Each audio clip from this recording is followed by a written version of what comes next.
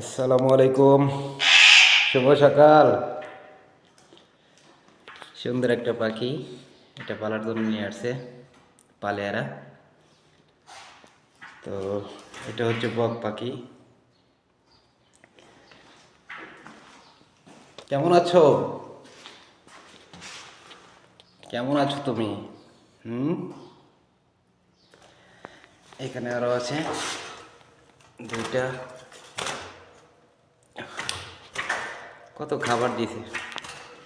এখানে আছে দুইটা, তারপরে এখানে একটা।